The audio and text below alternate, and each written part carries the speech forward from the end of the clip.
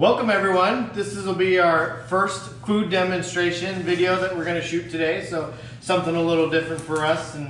But today Chef Dino is going to prepare a eggless carbonara and with ingredients that you can definitely have in your house. So anyways, hope you enjoy and let us know if you have any questions. Dino, it's all yours.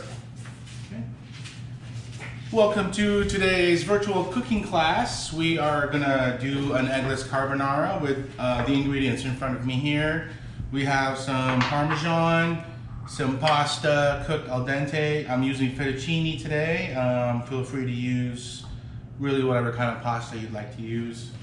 We have about 1 cup of cream, some kosher salt, fresh pepper grinder, a little bit of white wine, and then we have our grape tomatoes, and a little bit of our lemon, spinach, garlic shallots, some bacon, and some peas.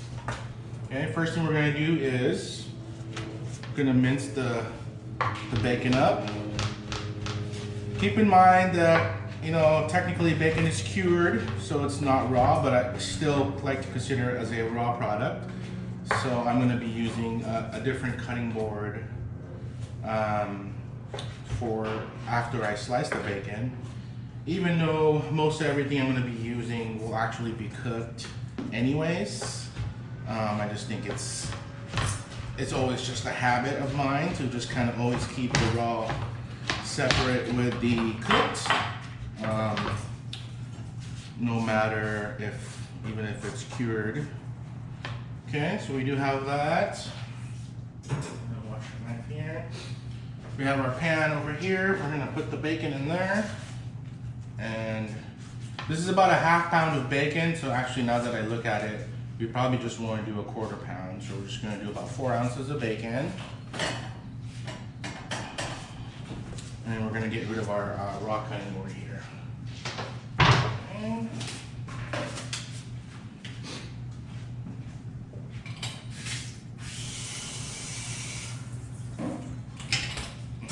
Have a hand sanitized towel here with a bleach solution. And then I have a new cutting board. I'm just going to set it real quick. We are going to turn our burner on, probably about medium. So we're not going to be using any kind of added oil because there's going to be enough grease that's going to be with the bacon. And then so we're gonna start by kind of prepping a little bit of our stuff. For the most part, everything is pretty simple and easy. So we're gonna turn this up a little bit. So we have our shallots. As you noticed, I just peeled off the outer layer. So it's kind of like an onion. Sometimes you have to go ahead and peel off the outer layer there. So this one we can probably just thin slice. Okay, like that.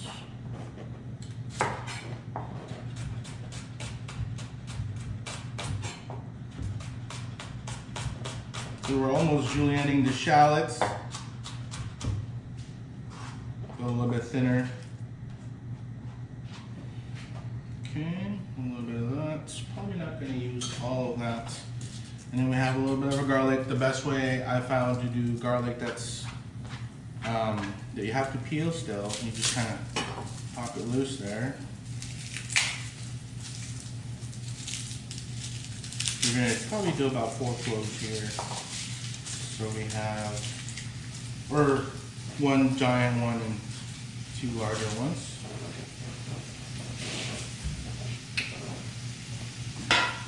Okay, so for the garlic, I just kind of smash it down.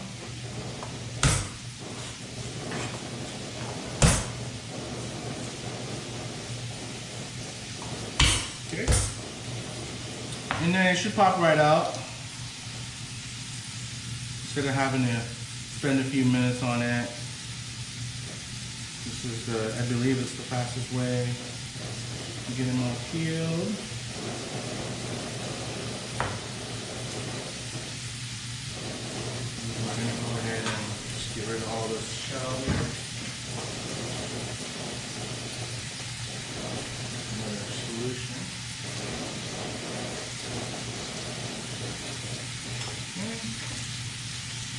So the garlic is crushed, but we want to just kind of do a quick chomp on it. See that our bacon is doing nice. Just starting to sizzle in the pan.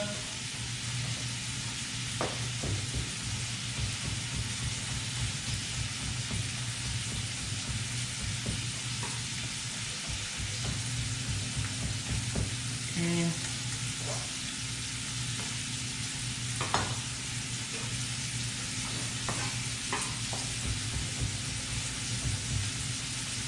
We have our garlic nice and chopped up here.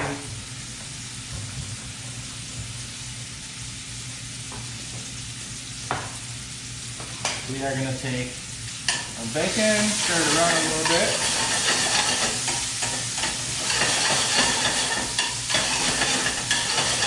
We're using applewood smoked bacon. You can pretty much use any kind of bacon.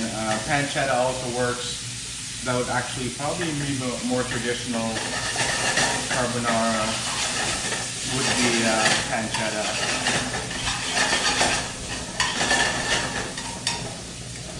So about halfway when the bacon is about halfway cooked here, we're going to add our shallots. We're going to add not all the shallots, so probably about a tablespoon there, and also about a tablespoon of minced garlic as well.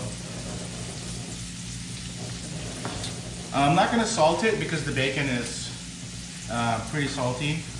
We're going to do a light salt later, but for right now we're just going to do fresh ground black pepper.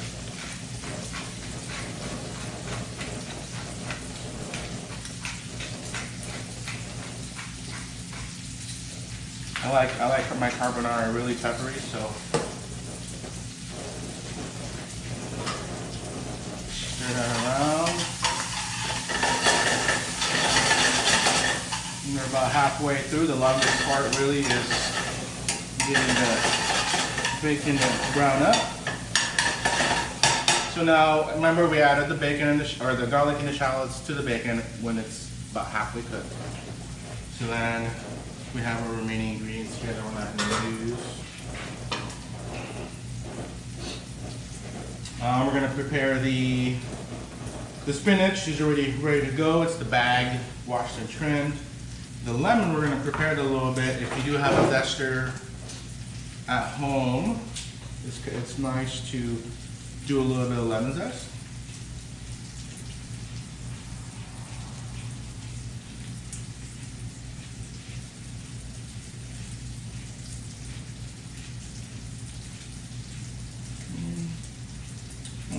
Almost all the lemon there if you're able to do that.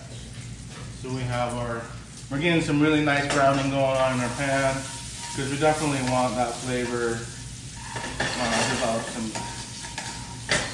some deeper flavors in there by browning it. We don't want it to look like boiled bacon.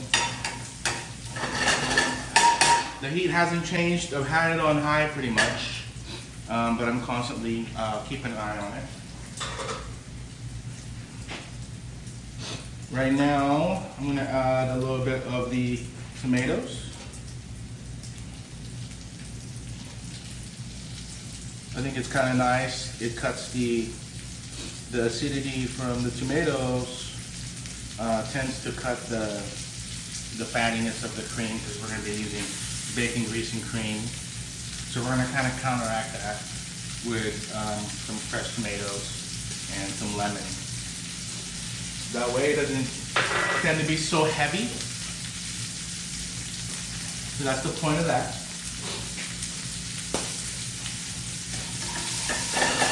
This is actually where I'm probably going to add just a little bit of salt on the tomatoes. Kind of helps blister them up a little bit there. Not too much, because keep in mind that the bacon's salty. So really, if you were doing this at home, it should take you about 20 minutes. Once the pasta is cooked, that's probably going to be something that you can do ahead of time.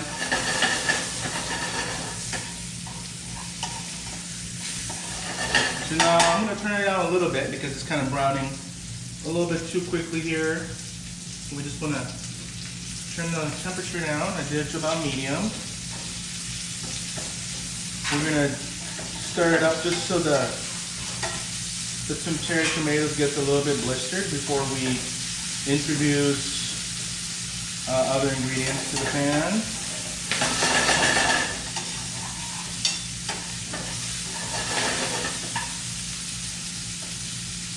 Again, it's nice to have the tomatoes and the fresh lemon counteract the greasiness of the bacon and the cream.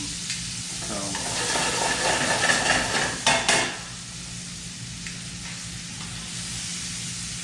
all right, looks like our tomatoes are starting to kind of blister a little bit here, and our pan is doing real nice with the browning there. That's when we're going to add our white wine.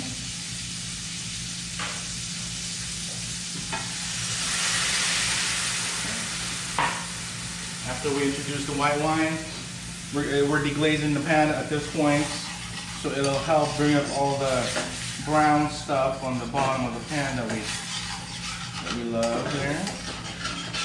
I was always taught that if you were going to do saute, when you're finished with the pan, it needs to look clean, like almost like you never even used it. So that's one of the keys in there as far as really maximizing our flavor.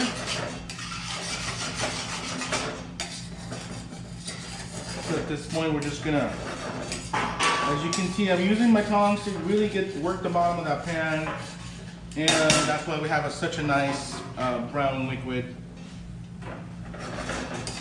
And that's all yummy, delicious flavor there. The handle is getting a little bit warm, that's why I have this towel. Okay, so once we've done that, we're gonna add our peas.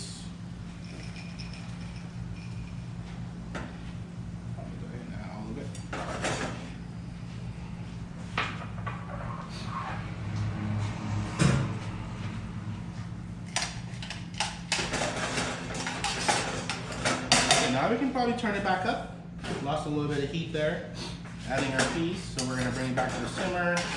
And once the wine is almost reduced all the way, that's when we're gonna add the cream.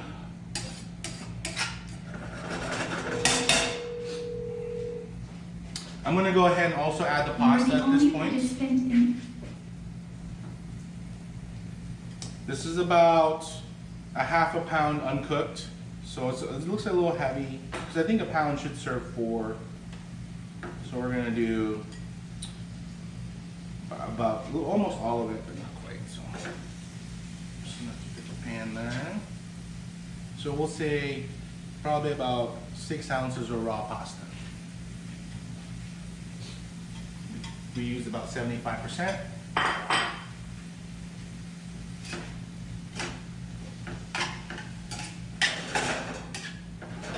Okay. I like to put the pasta in there a little bit before all the wine's gone. That way it can kind of, the pasta can absorb a little bit of that wine as well. And then we're going to put our finishing touches. So now we have it pretty much cranked up again. And we're going to put our finishing touches in there, which is our cream. I'm going to start with 4 ounces of cream.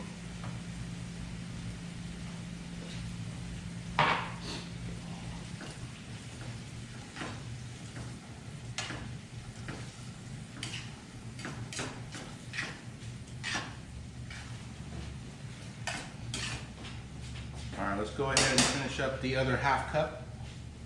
So we have 1 cup of cream in there. And we're going to let it simmer, so about 5 minutes. And then we're done. We still have the baby spinach to add, but keep in mind that, you know, that's just cooks fairly quickly. So we can just wilt it right in the boiling pasta here, and it'll take mere seconds to. At this point in time, I am going to add a little bit of salt.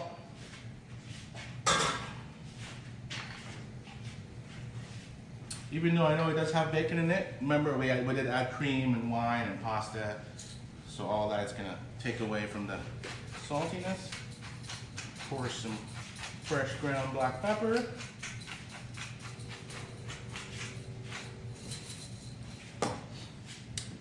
And as you can see, it's starting to absorb in there. I'm just going to stir it around. At this point, maybe I'll switch to a high temp rubber spatula just to make sure we get all the sides scraped off of there.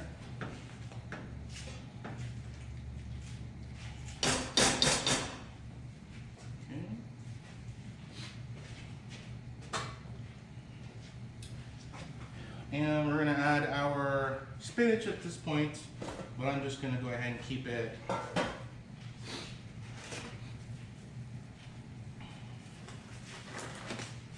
at the top here. It looks like it's going to overflow, but the spinach will wilt fairly nicely in there. Okay.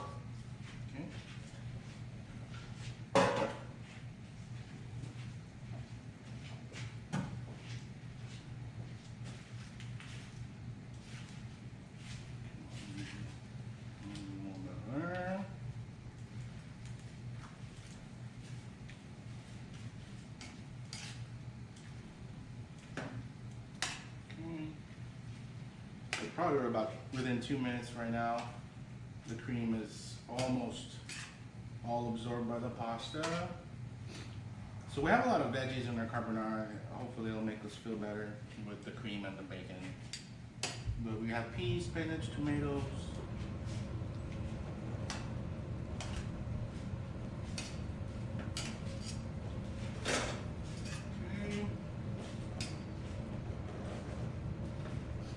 Some nice big bubbles on the cream there. That's a sign that it's getting thicker and reducing. We don't want to rush this process because we want to make sure that the cream sauce is really sticking to the pasta. And we're going to help that along with cheese, but not till it's, for the most part, it's ready.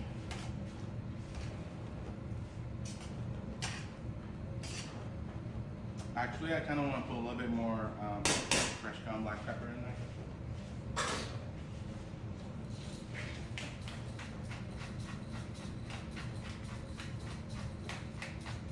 Oh, I wish you guys could smell this right now. It smells delicious. Okay. We're almost there. Bubbles are getting bigger. Can is drying up.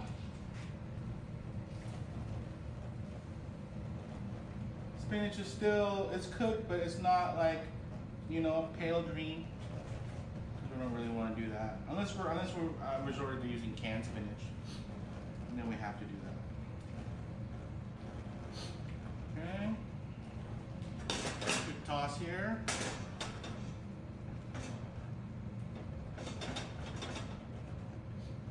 Only about 60 seconds here. We're gonna go ahead and add a little bit of our lemon zest. I'm gonna sprinkle it around actually. Oh, never mind. It got clumped in there, so we'll just stir that up with the tongs. And as well as take a little bit, as well as a fresh squeeze in there. Kind of like to do it on my hand like this, that way in case any of the seeds pop up, but it looks pretty good. Probably just half a lemon, and you can reserve the other half at the table if you wanted to add a little bit more. Okay. So now we have our lemon zest. We're just going to make sure that kind of, and it looks pretty good at this point. Maybe about 60 seconds, I would say. We're going to add our cheese, and we are done. I'm going to keep a little bit of the cheese for garnish.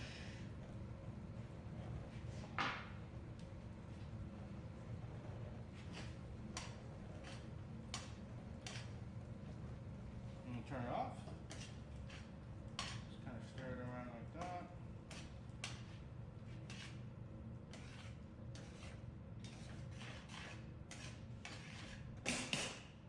Okay, obviously, you gotta do that part a little bit there, kind of really get it in there.